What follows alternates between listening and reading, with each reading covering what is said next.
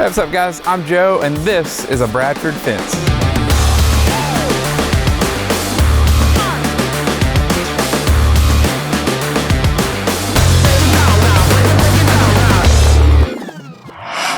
All right, so we're here in Bologna on site on a job we just finished up, and is this wood? Is this vinyl? What could it be? We're here with a Mocha vinyl picket fence, and it's turned out really nice. But with the vinyl, we've done a couple past videos about the different post setting methods and how the post setting is different across wood, chain link steel, and then specifically vinyl. So I'm gonna throw it back to when we were actually out here laying this out and digging and setting these posts to kind of show you what that looks like as far as getting our post placement, running our string lines, and how these posts looked as they were going in. And then we'll hop back and go through, see how this all came together and what's different, what's unique with the vinyl post setting method. What's up guys? Hey, we got a vinyl Mocha picket fence going in. So this is a new one on the Mocha vinyl for a picket fence. So let me show you what we got going on. It's gonna be around this pool back here.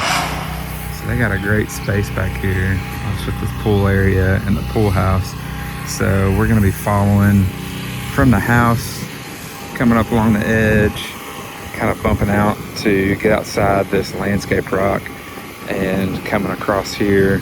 We'll have a gate at the sidewalk, going around, following around that flagstone, back on around to meet up with the pool house over here. And then we're also gonna come from this corner over here and go around to close this off. So this is to bring safety, one, for the pool area, that no one can just wander up into the pool, but also just give some definition and really set this pool off. So with kind of the lighter house, but then has the complement of the stone, and then you can see they got some of the darker porch beams with that wood. So we're wanting to draw that in. Now they wanted something that was going to be low maintenance, so they weren't going to have to stain or paint like a wood. So we went with this Mocha Walnut vinyl. And so you can see this is just one of the posts, and but this has got a really neat, just a nice sharp, deep brown color. It's even got the mimic of some of the wood grain, but you get the properties of the vinyl. It's a man-made product, so it's not going to have to be painted or stained, and then it's also not going to warp or twist or bow like a wood could. So yeah, just we can show you kind of how these posts go in, and follow along to see how this turns out with a picket fence.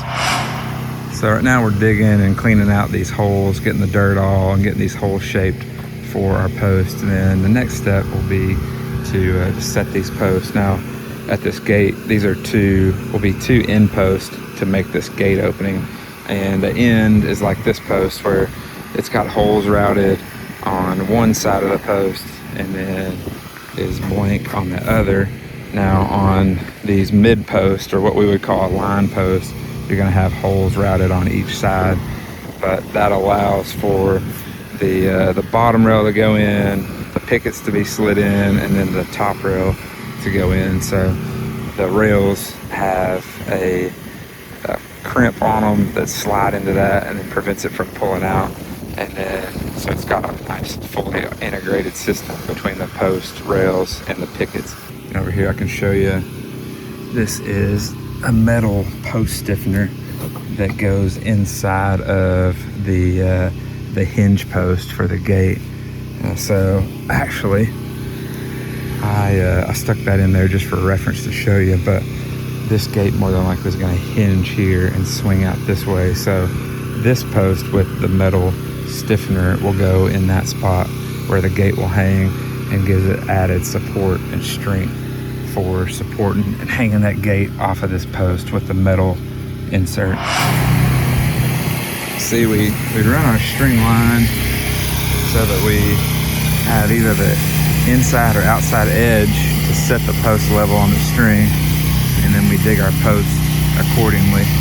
to sit level with that string line. It keeps those posts straight. So you see we're working on digging and cleaning the excess dirt out of these holes.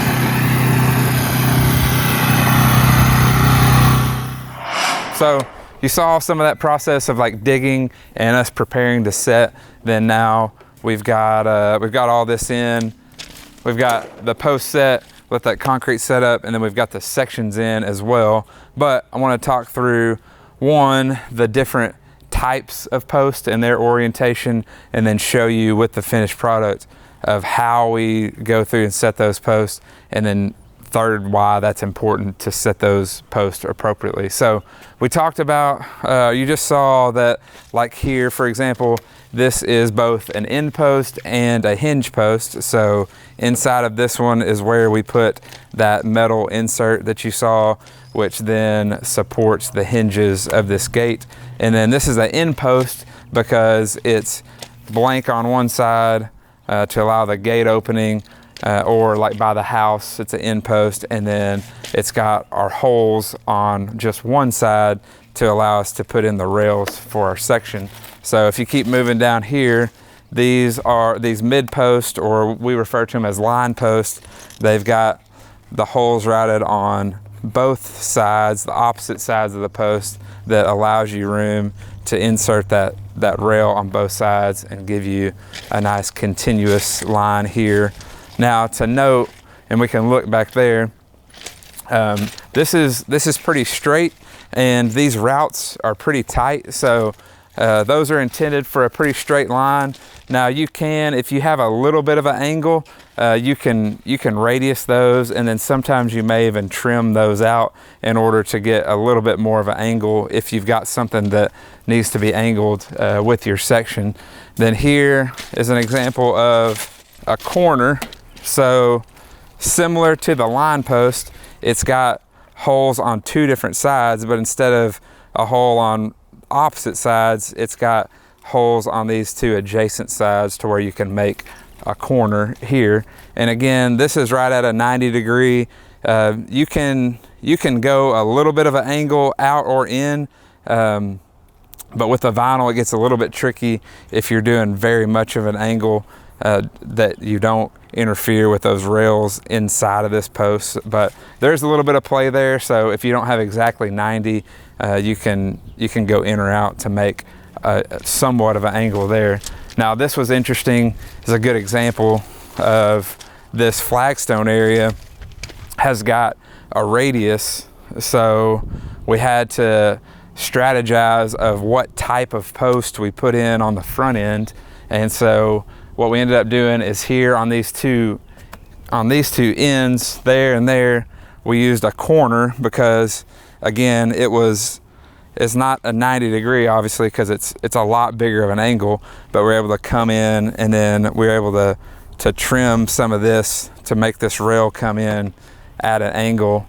But then on the next post, it was too much to be a corner here, so we actually used a line post, and then we're able to route that out just slightly bigger and to make this angle, and then to continue doing the same thing here, and allowed us to use this to make this angle and then follow as closely as we could to the radius of this flagstone area. But so with that, those are the types of post, with a end, a corner, or a line post. So you'll need to think through that when you're planning your project. But then the process of setting these posts is different because these holes come pre-cut.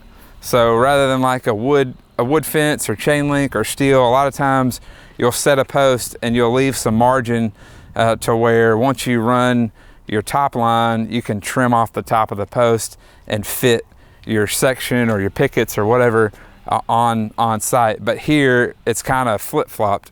We have to, since these are pre-cut, we need to know exactly what our finished height or elevation is for these rails, or for these posts that then will fit these rails. So in that case, we are doing a lot more of extra front end work, planning.